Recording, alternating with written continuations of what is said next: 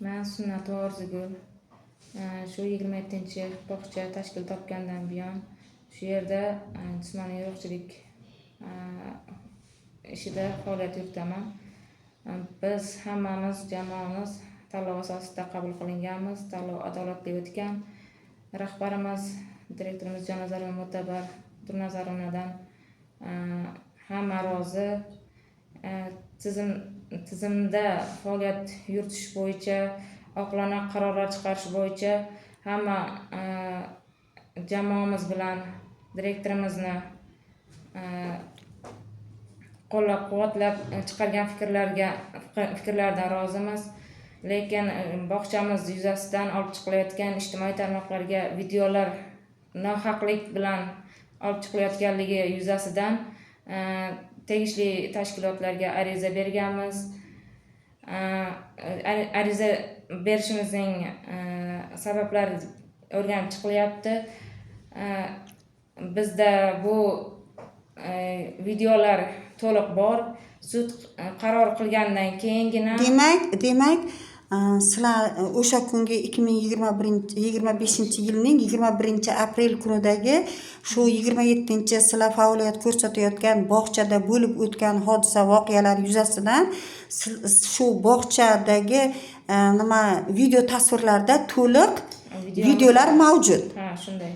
To'liq videolar mavjud. Faqat biz sud qarorini kutib, oqilona qaror chiqarishlaridan keyingina ruxsat berganlaridan keyin ijtimoiy tarmoqlarga joylashtiramiz.